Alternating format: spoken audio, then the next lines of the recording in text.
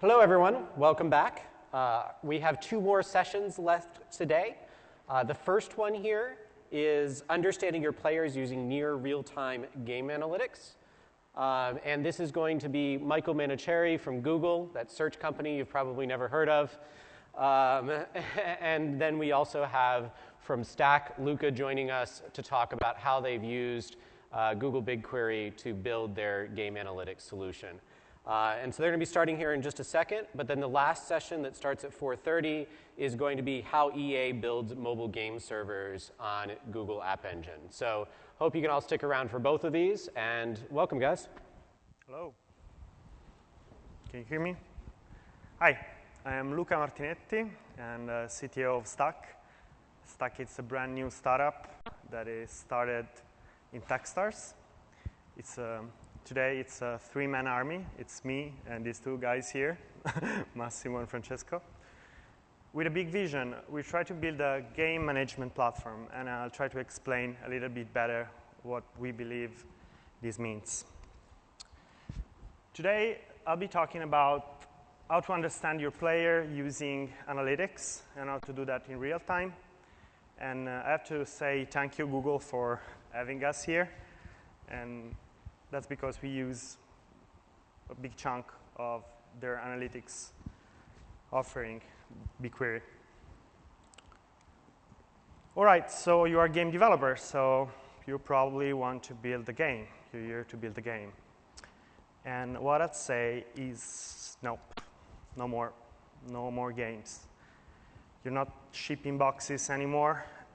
Market is so changed. What you're actually doing is you're building a service. Building a service is very different from shipping a product, has a complete different set of challenges and requires different state of mind and different procedures. Building a service means that it's always on 24/7. Somebody's always interactive with your game and generating events, generating data. And at a certain point, if you're successful, and that's a problem you want to have, you'll understand that you're sitting on a giant data fire hose. Spoiler, in this fire hose, there are so many interesting things you want to learn, you want to try to grasp. In order to do that, we believe you should set up a process made of 3 steps. Measure something, so collect the data, try to understand something you don't know before, and react. React in a way that can make your game better or your monetization stream better, so actually your life better. Yeah, that's the 3 guys there are us, looking at the big screen. And this is the flow we want to enable at Staq. So starting from an event that could be an in-app purchase, try to understand something new through analytics and data analysis, and then react somehow with a promotion or with a discount, with a game change, and so on.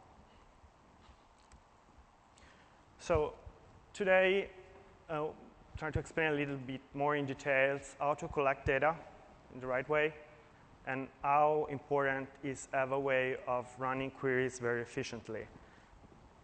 Because these are, at the end, the 2 important steps that will enable all the rest of the process. So collecting data, what do you want to collect, what do you want to measure? It depends. It depends. There are so many options that some of those are game-specific, some are common to different kind of games. What is important is that you should try to collect a piece of information that happened in a certain point in time that is an event. That's the JSON schema that we use. What's happening here is that at this timestamp in this fictitious game, this was this warrior that was at level 7, and with these 2-handed big sword was raging and hitting somebody and create some damage. So this is a typical event you want to collect from a game. And using Staq, you're not enforced to any specific schema, and we'll talk about that more in details later. So you start collecting these guys, and you figure out that you have tons of data. What does it mean?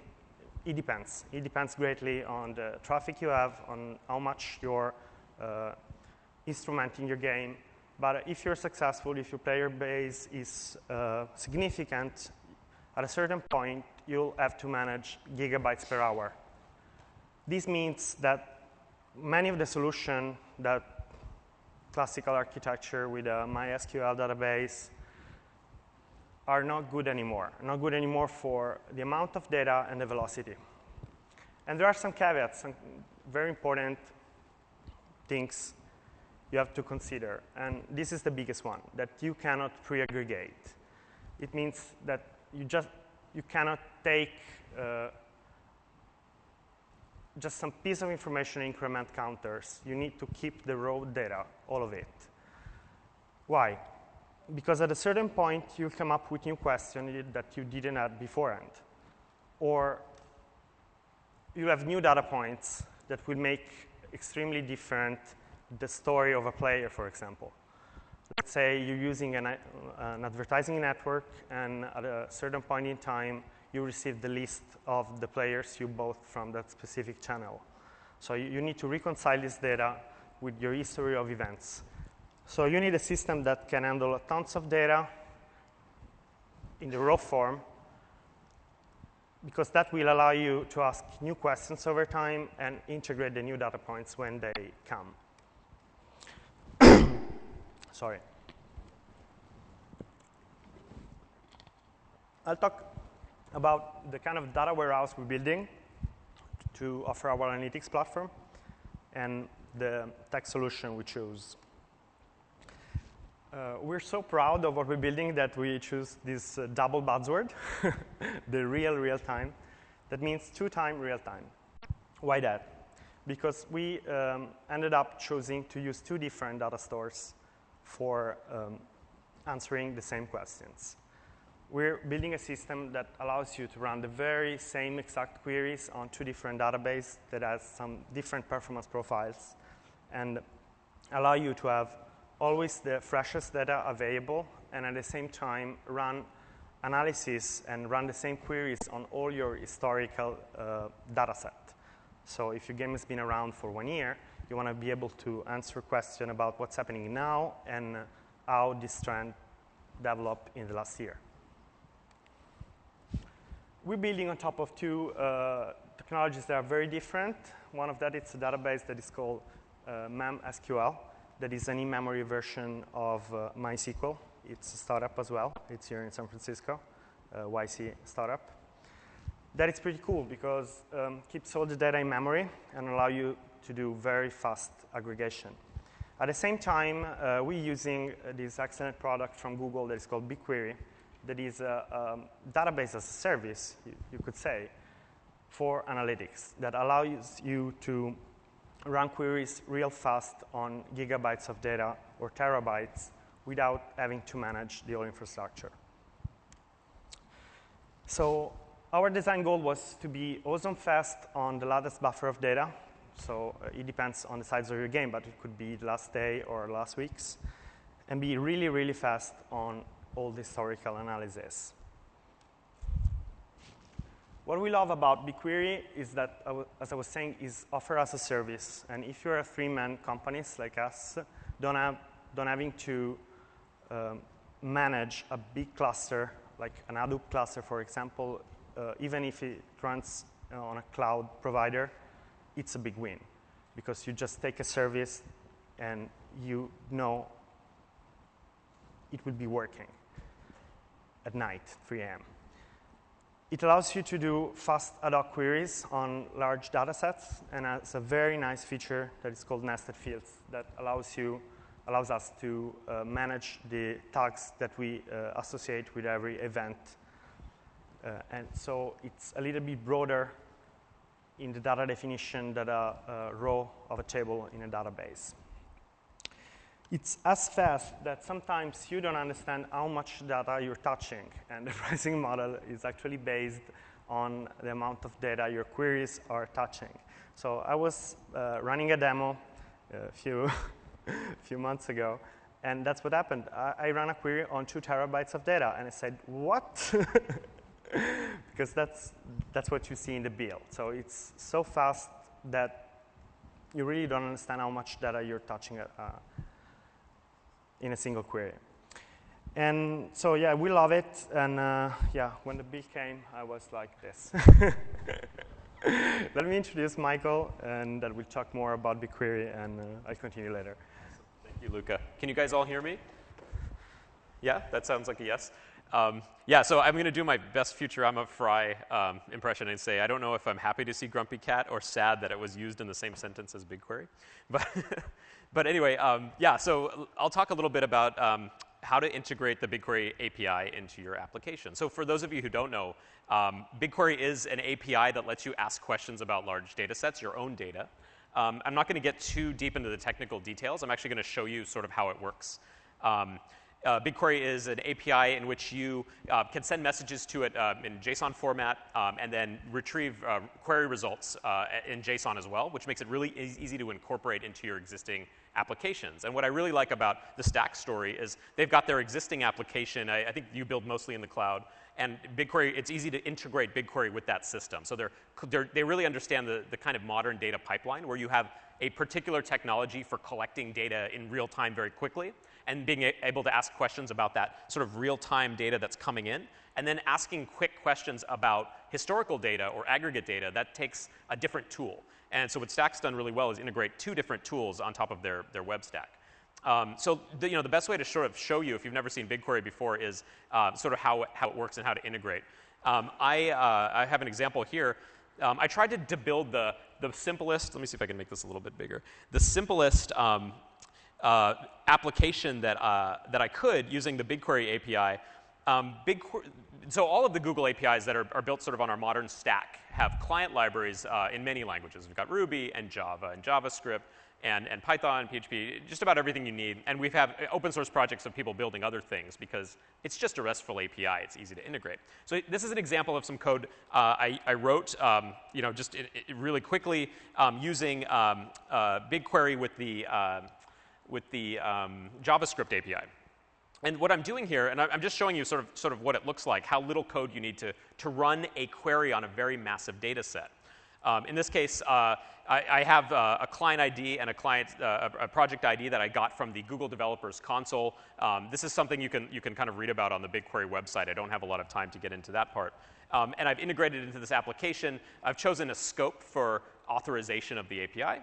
And simply what I'm doing is I'm just running a query, and that query will come from a box, and I'll show you this application in a second, and then visualizing that data, the response from that query, with a chart. So let me show you how this works. Oh, it looks like are we offline? We might actually be offline. Offline demo? One moment, please, while we get the network, make sure the network's right. I can try just switch to Wi-Fi. What do you think? All right, let's give that a shot.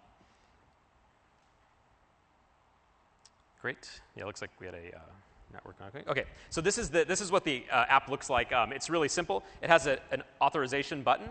So I've actually run through this. It's doing an OAuth 2 authorization, but as you saw, the client libraries take care of a lot of the complexity. And now here's a query. I'm going to use a sample that we have in our public data samples. When you sign up for BigQuery, we have a collection of really large data sets for you to try it out. And so what I'm doing here is I'm sending it a SQL-like query. And what's great about BigQuery is it combines a lot of the best of technologies from sort of big data applications, right? So when you're dealing with gigabytes and terabytes of data, often you turn to MapReduce-based tools like Hadoop, data warehousing tools like Hive, or you're using a NoSQL data store, something like Mongo. BigQuery doesn't use a MapReduce-based paradigm. We actually have a different kind of execution model. Basically, we store your data in a columnar format, and then we do most of the actual aggregation in memory across a very large cluster. So what you're getting with BigQuery is our own infrastructure. But what's cool about it is you can ask questions not by writing MapReduce functions, but in a SQL-like language. So it makes it very easy to iterate. So in this example, in this application that you just saw the code for, I'm going to ask a question about our GitHub timeline. I'm going to say, what are the top The GitHub timeline data, by the way, is a public data set that GitHub provides of any event relating to a particular, any repository that's public. So here I'm asking, what are the top 5 languages that get the most, most events? So let's just run that. Hopefully everything will work fine. In fact, I'm going to pull open the developer console so you can see what the response looks like. So here's an example that took that was a very quick query. This is actually a fairly large data set. There's 30 million records in here, and almost instantly it returned this sort of table. And this is what the response looks like on the JSON side.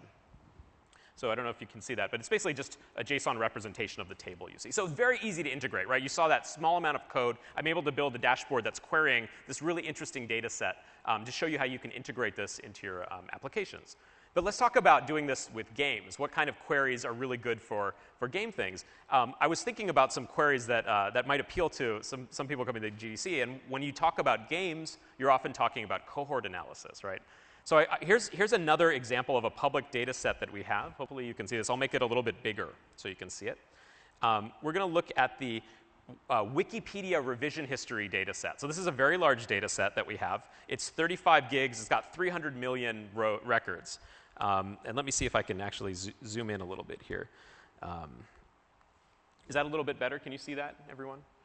So basically, there's 35 gigs. It's pretty big. It's got 300 million records. And the data kind of looks like this. It's got a title. It has a timestamp and a contributor ID, like who revised the article, what their contributor's name was. So I was thinking about some queries we could run to kind of demonstrate what a cohort analysis would look like.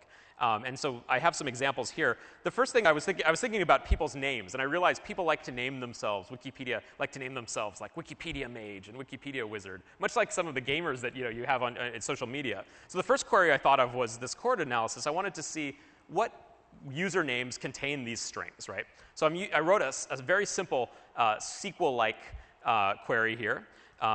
And it should go pretty quickly. So in 7 seconds, it did a full table scan of all 300 million records, and it found some matches that look a lot like Mage, and you can see images in there, right? So that was very quick. There's 283,000 records. So I wanted to do sort of an ad hoc analysis. I wanted to iterate quickly. Now, if I was doing this with MapReduce, I'd have to write a new MapReduce function. I'd have to do a new workflow. It takes time. But what I want to do is just ask these quick questions on this huge data set very quickly. So the first thing I want to do is get rid of those image results, right? So I'm going to do a regular expression match, which BigQuery supports. So what I'm doing here is I'm running the same query. And actually, let me take this out. I'll do this in a second. So I'm running the same query. But what I'm doing here is I'm saying instead of the contain string, I'll do a regular expression match on wizard or mage. So I'm going to run this again, and hopefully what will happen is that I'll see a lot, the real usernames that don't have the word image. So we have Pharaoh of the Wizards and Wizard 191. So now I'm getting somewhere. Like I'm building a cohort analysis where I'm actually looking at a particular type of user. Now what I want to do is bucket my results by a time. I want to see who's doing what on a particular day. Again, this is going over 35 gigs, and imagine doing this on something like a MySQL data store or something like that. It would take a long time. But I'm doing these queries in 4 seconds. So I'll do another quick query. I'm going to, let's see, I'll run another sample that's similar. Now let's add a time bucket, and I'll just run through these really quick. What I'm going to do here is I'm going to say, use the function called UTC USEC today, which means it'll take any timestamp it sees and bucket it in a 24-hour period. Basically, what I'm doing is I'm saying, give me events in a particular day. Segment my data like that. So let's run this again. What you're going to see here is something that looks like the same data, but events happening per day, Wikipedia revisions happening per day. So that, again, took just 6 seconds. And now you can see Wizard Man had done a revision on that day. By the way, these are Unix timestamps. That's why they're these big integers in microsecond format. Wizard Man did something on this day. Pharaoh of the Wizards did something this day. Now I'm getting somewhere. I'm seeing what activity is happening per day. And now what I want to do something a little bit different. I want to do something where I can actually segment them as, are they wizards or are they mages? So I've added a conditional. And I don't know if you can see that there, but I've added a conditional statement that actually segments by what type of player or what type of user are they? Are they the wizard player or the mage player? So in just a few seconds, I should get that as well. And basically what this is going to do is break that up by day. And it's going to say, how many wizards are doing something, how many mages are doing something. So here you can see, a wizard interacted this day, interacted that way, and I'm able to break them up into different, mages, wizards, warriors, whatever, what have you, based just on their username. And finally, let's do a final kind of wrap it up query. We're going to put this all together. We're going to group things by wizards and mages. We're going to add a time bucket. We're going to format the timestamp. So in just a few queries, you can write these very quickly and iterate very quickly. But I've just done a really interesting cohort where I've said, break it down by day. Mages are revising only 15 times a day, while people with wizard in their username are revising 185.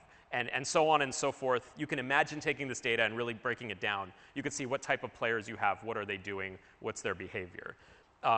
Real quick, we've listened to our developers, and we really care a lot about what guys like Luca are doing at Staq. One thing that they've asked us for is more features to help them do things on larger data sets. Traditionally, the way that BigQuery is designed, it really didn't do big joins on different size data sets. You could do a large data set joined to a lookup table. But we've just a few weeks ago released something we call Big Join, which does allow you to do these very, very large joins on, we've done terabytes to gigabyte data sets, very useful for years worth of activity joined with data coming from something else like purchases. And I was able to ask the Staq team to generate a fake data set, but something like the data that you saw Luca provide, which is kind of like what their events look like. So let me show you a little bit about that. Their events data looks something like this, where you might have a particular user ID, it's just some hash, a timestamp like you saw, they did something, and then the event. So in this case, this data says that a player started at a certain time, started playing the game. Another event might be an in-app purchase.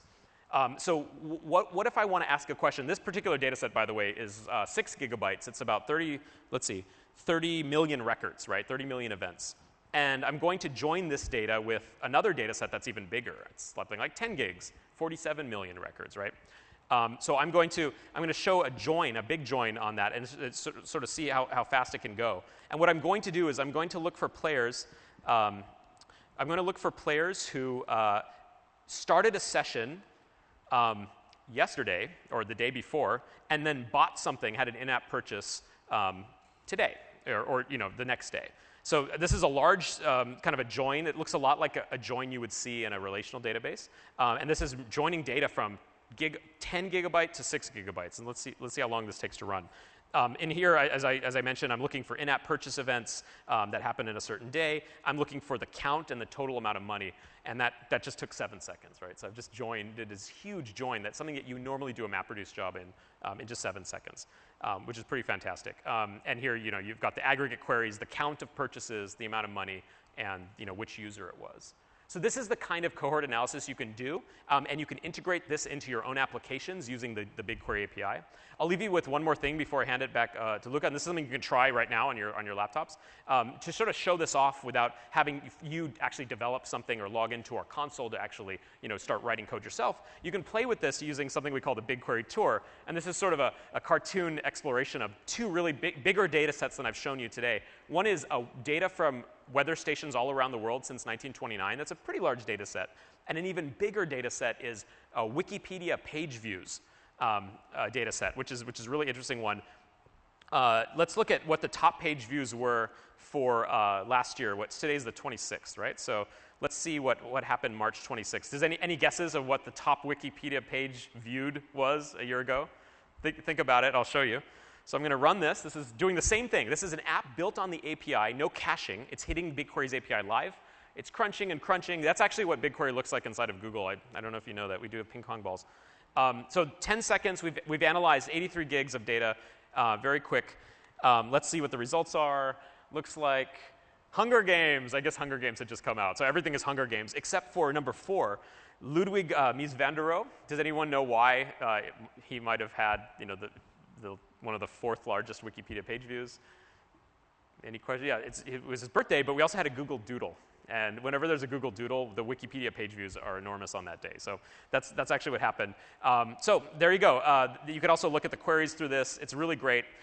You can get to this by going to cloud.google.com/BigQuery.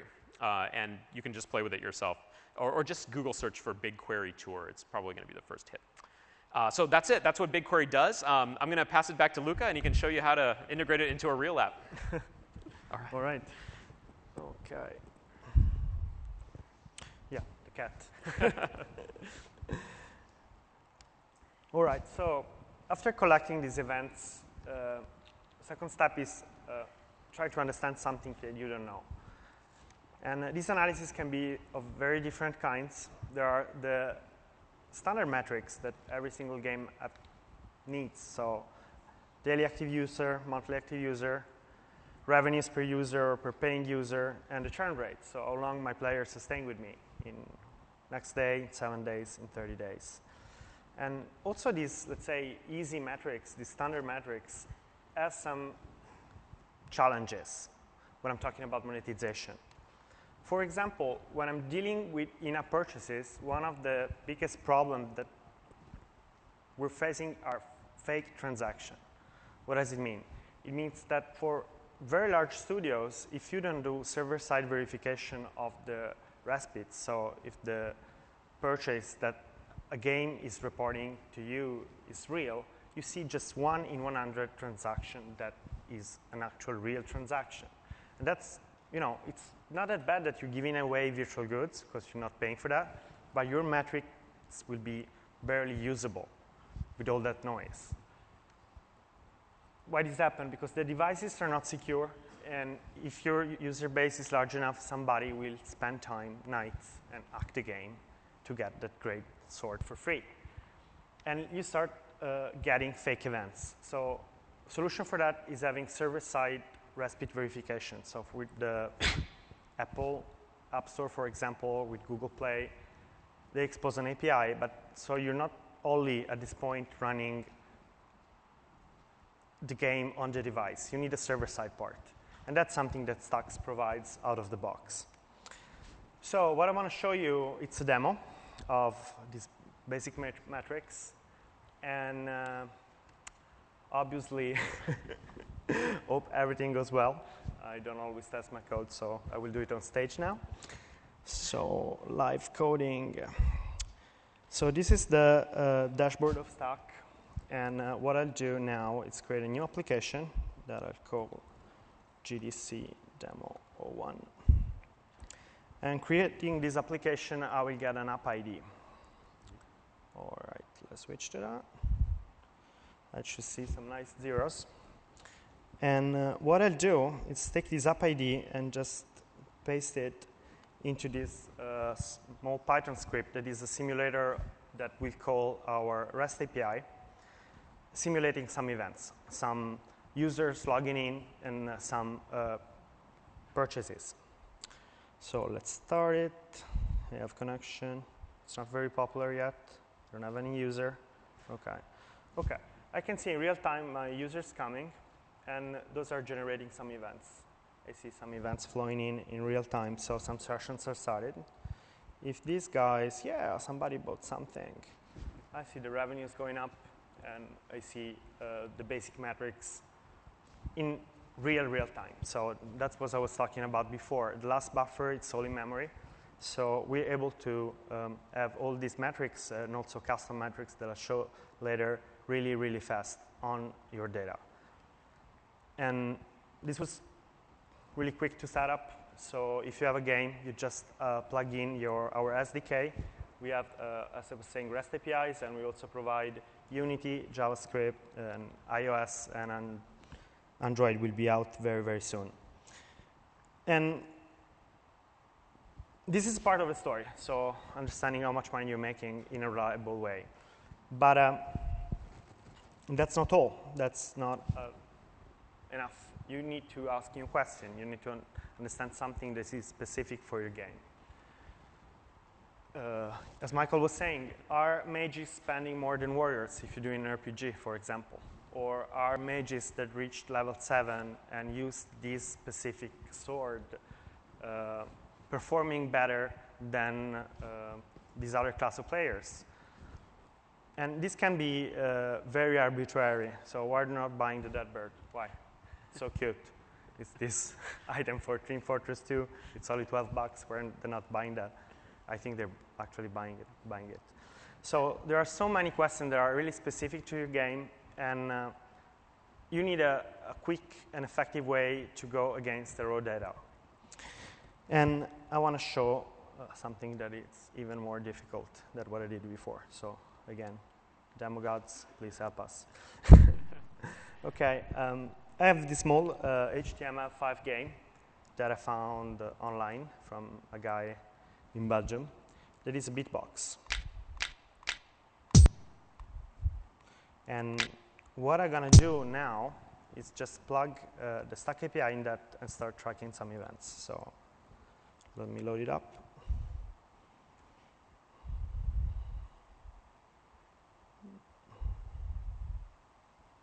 Okay, so it's just HTML5, so just a few JavaScript file and CSS. It runs on the canvas. What I did is just adding the JavaScript client of Staq of the REST API that's a few lines long. It's very, very simple.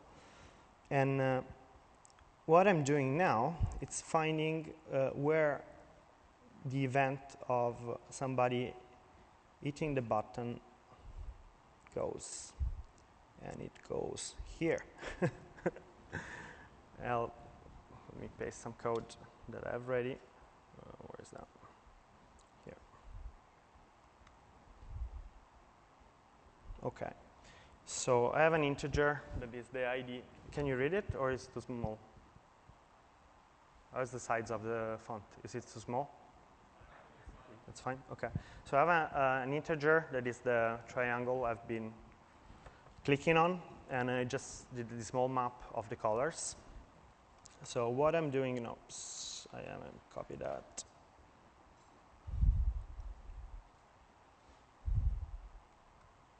Okay.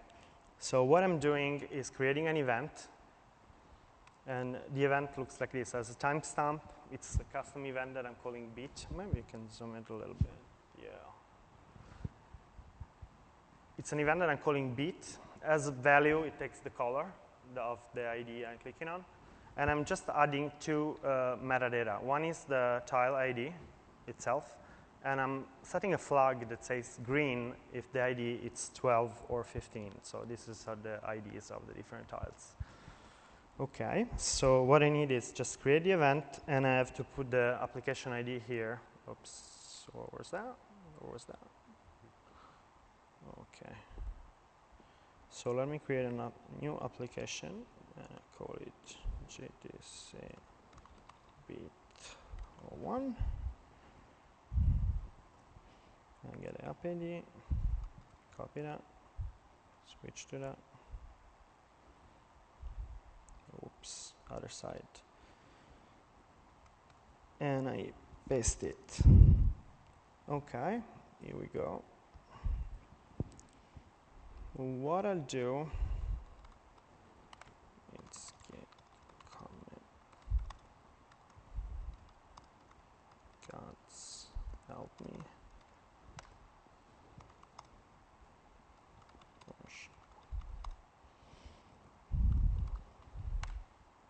And I'm pushing this small demo. Do a little dance, do a little dance. I never touch my code. Yeah, if you have iPhones or iPads with you, would be nice if you could go to this URL that I'll give you in 1 second. That's live publishing. Come on, go there. It works on laptops too. Demo gods, are you helping me today? Okay, in the meantime, I'll give you the address. Cleaning up, installing, so it's happening. Sorry for that. I haven't found a faster way of deploying my application.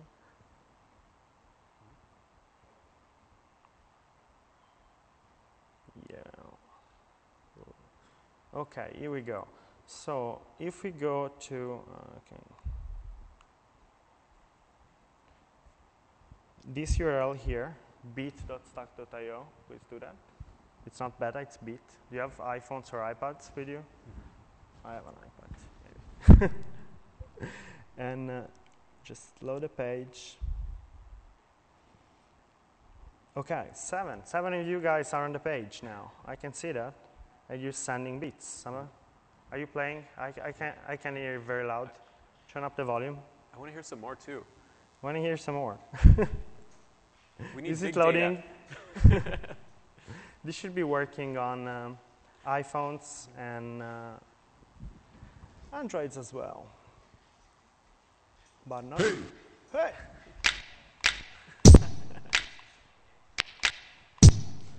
Is it working? Okay, so you see the events flowing in real time. And that's kind of interesting, but not super interesting. So what I want to do, while you bang on it, is show you that we can do custom queries. So with the SQL syntax that I was saying would be the same for real-time exploration and for all the historical data, I can just say select count the distinct event ID from my table where the event will be bit. And I want to do that on the last minutes.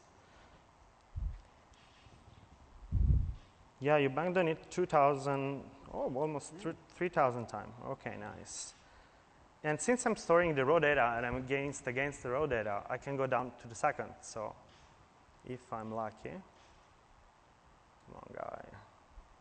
Yeah, that's very fresh data. That's what's happening in real time. So if you stop playing, guys. Stop playing. Stop it.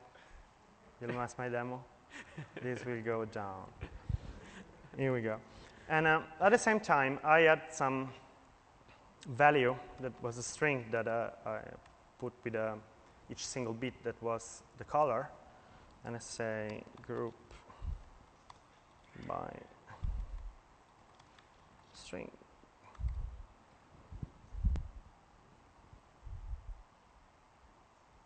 Here we go.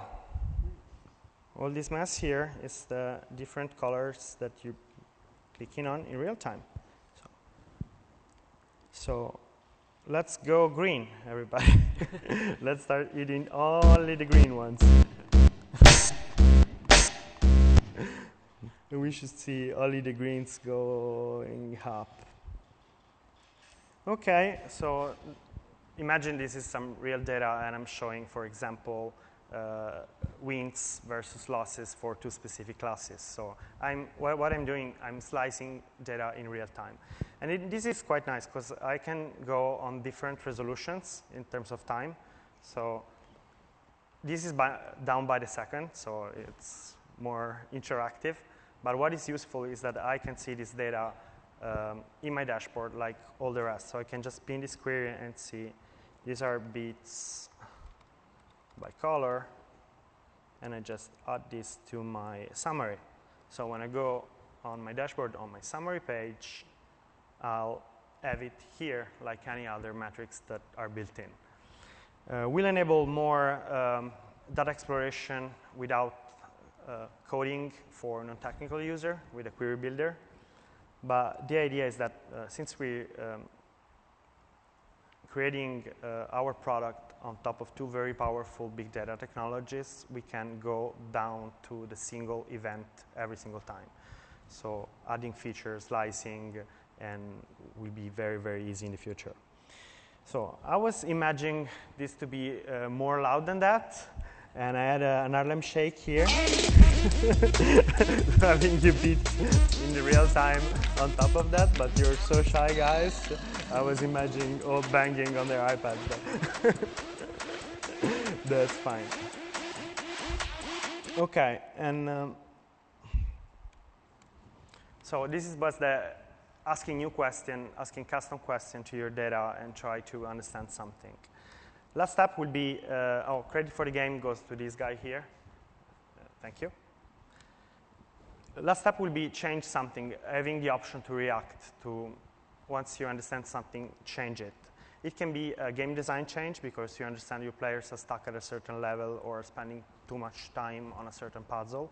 Or it can be something like re-engaging players for a specific cohort or trying some hypothesis, like running a test against a specific subset and see how it goes.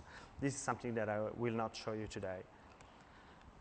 We're launching our beta, so if you're interested in trying Staq, please come talk to me.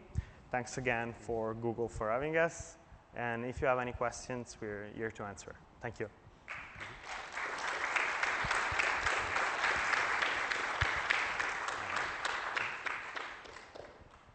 Any questions?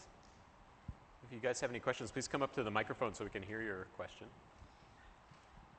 No questions? Okay. All right. Was very clear. Yeah, I hope so. So great. So like you said, if you want more information about either of these products, Staq.io and developers.google.com/BigQuery. And it's easy to reach us there as well, at least on the Google side. Join our Google Plus page, the Cloud Platform Developers page. And we were asked to tell you guys, please fill out your mobile survey feedback. The GDC is really interested in that as well. Great. OK, we'll be up here until the next session. So thank you very much. Just standing and staring at you. So no pressure.